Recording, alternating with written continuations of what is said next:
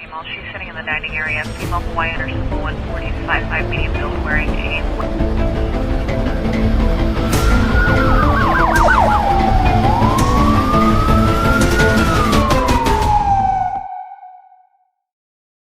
Ted Bundy, a name synonymous with charm and horror. Between 1974 and 1978, he abducted, assaulted, and murdered dozens of young women across multiple states. But his victims and the evidence were often overshadowed by his outward charisma. This is the story of how a young man, seemingly normal and well-educated, became one of America's most notorious serial killers. From his early life to his escalating crimes, to the high-profile manhunt and trial, we examine how Bundy manipulated both the law and the public, and what lessons his case left for criminal justice. Born Theodore Robert Cowell in Vermont, 1946, Bundy spent his early years believing his mother was his sister. He moved to Washington State during childhood. Teachers described him as quiet, polite, and intelligent, but socially awkward. In adolescence, Bundy began displaying manipulative traits.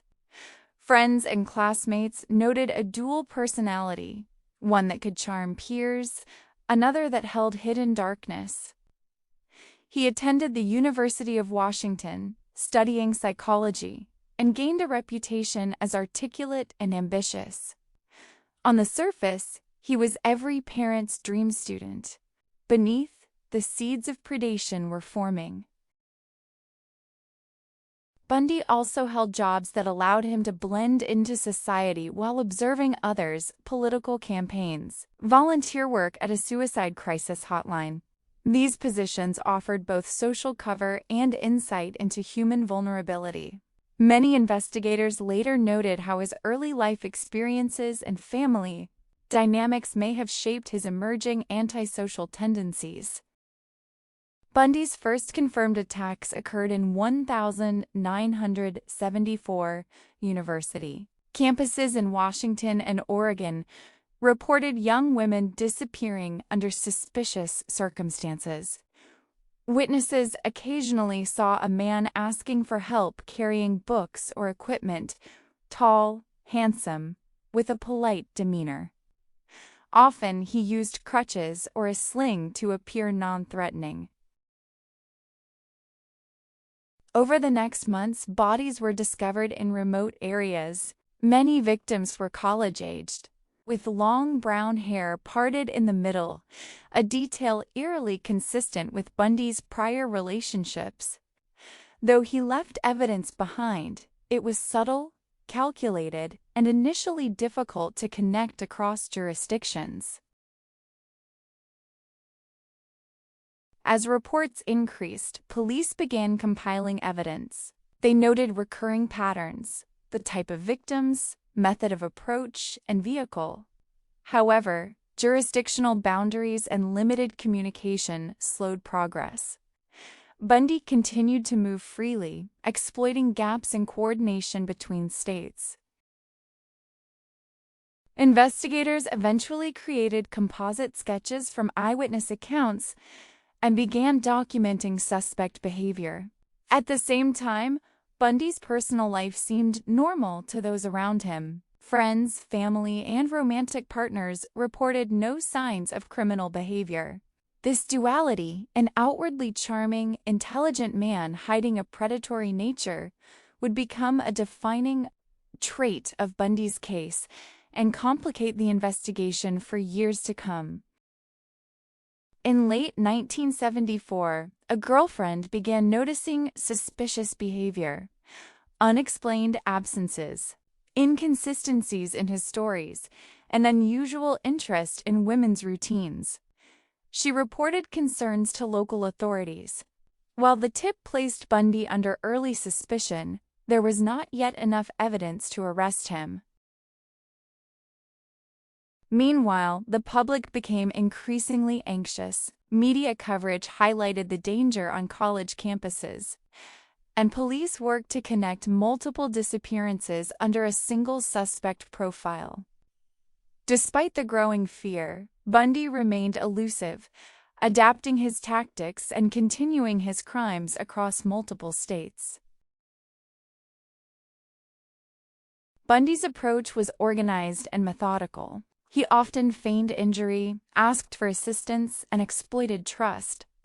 Victims were typically isolated, with minimal witnesses nearby. Evidence left at crime scenes was subtle, demonstrating foresight and control. Psychologists later identified Bundy as an organized offender, socially competent, intelligent, and capable of manipulating both victims and investigators. He often returned to normal routines, maintaining a facade of normalcy. This combination of meticulous planning and social charm made him exceptionally difficult to apprehend during his early criminal activity.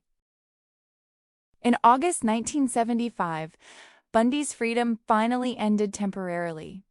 Utah police pulled over a tan Volkswagen Beetle. Inside, they found suspicious items: a crowbar, handcuffs, and masks. Bundy claimed innocence, but these items linked him to kidnapping allegations. He was charged in Utah for the abduction of Carol DeRench, a young woman who had escaped his attempt. This arrest marked the beginning of a pattern of legal maneuvering, escapes, and manipulation that would define Bundy's interactions with law enforcement. As Bundy was processed, investigators began comparing cases across multiple states. Similar victim profiles, abduction methods, and vehicle descriptions emerged. Tire tracks and footprints linked multiple disappearance sites. Police faced significant challenges: fragmented communication between states, limited technology, and public panic. Bundy's ability to blend into society, being handsome, polite, and seemingly normal, allowed him to continue committing crimes without immediate detection. The first conviction in Utah was significant, but it did little to stop his movement across state lines. Bundy's behavior demonstrated both cunning and audacity. In June 1977, Bundy staged his first escape from the Pitkin County Courthouse in Colorado. During a routine court appearance, he jumped from a second-story window and disappeared for 6 days before recapture. His boldness shocked law enforcement. Bundy's combination of intelligence, confidence, and careful planning allowed him to exploit gaps in the legal system repeatedly. After this escape, he was held under much stricter supervision, yet his determination to evade capture would not end. On New Year's Eve 1977, Bundy escaped from a Colorado jail again, using a makeshift tool to cut through the ceiling of his cell. He climbed into the apartment above and walked out the front door. Bundy then traveled to Florida, where his next crimes would be the most notorious and brutal. His freedom allowed him to commit multiple attacks in the span of weeks, targeting college campuses with chilling precision. On January 15, 1978, Bundy entered the Chi Omega sorority house at Florida State University. In under 15 minutes, he attacked 4 women, 2 fatally. Witnesses reported a tall, clean-cut man fleeing the scene. Days later, Bundy abducted Cheryl Thomas near the FSU campus. The attacks left physical evidence, fingerprints, bite marks, and traces of the VW Beetle. Florida investigators could finally link Bundy to murders definitively. These crimes would form the basis for his most high-profile trial, bringing national attention to the case. The combination of his prior escapes, the severity of his crimes, and his ability to charm others made Bundy a media sensation and law enforcement priority. On February 15, 1978, police in Pensacola pulled over a suspicious vehicle, Bundy's Volkswagen Beetle. He used an alias, but officers identified him. With evidence mounting and eyewitnesses coming forward, Bundy's freedom ended. Florida authorities now had a clear chain of crimes and a high-profile suspect. Bundy's ability to evade capture for years had come to an end, and the legal process would begin. Bundy insisted on representing himself during his trial, showcasing his manipulative and confident persona. He cross-examined witnesses, maintained composure in court, and attempted to control proceedings. Florida prosecutors presented forensic evidence, bite mark analysis, fingerprints, and eyewitness identification. The trial became the first widely televised murder trial in U.S. history, exposing millions of viewers to Bundy's demeanor and the horrific nature of his crimes. In July 1979, Bundy was convicted and sentenced to death. He attempted to manipulate the system even from death row, offering information about unsolved murders and marrying Carol Boone during proceedings. Bundy's case drew attention to the psychology of organized offenders, the necessity of interstate investigative coordination, and the emerging field of criminal profiling. His calculated charm, intelligence, and cruelty left a lasting impact on law enforcement and criminology. As the 1980s progressed, Bundy remained on death row in Florida. He had exhausted appeals and remained largely unrepentant, though he eventually admitted responsibility for some murders in exchange for delayed execution. Prison guards described Bundy as calm and meticulous. His ability to maintain composure under extreme stress, yet with underlying ruthlessness, remained consistent to the very end. Lexist. He spent his final months reflecting selectively on his crimes, but always maintaining the carefully constructed persona that had helped him evade justice for so long. On January 24, 1989, Theodore Robert Bundy was executed in the electric chair at Florida State Prison. Outside, crowds of spectators gathered, some with signs expressing relief or anger. Bundy's execution marked the end of a criminal career that spanned multiple states and decades. In his final hours, he reportedly confessed to 30 homicides. The certainty of death did not erase the magnitude of his crimes, but it allowed law enforcement and victims' families a form of closure. The Bundy case reshaped criminal profiling in the United States. Law enforcement began to understand the organized offender, someone intelligent, socially adept, and manipulative, who could appear normal while committing horrific crimes.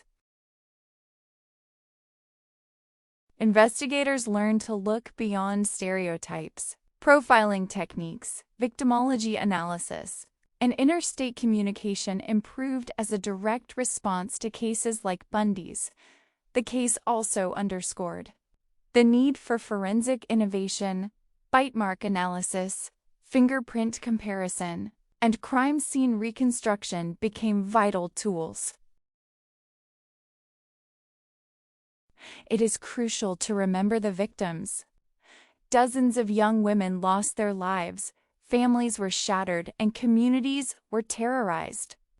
Names like Carol DeRench, Margaret Bowman, and the Chi Omega sisters serve as reminders of the human cost behind Bundy's crimes.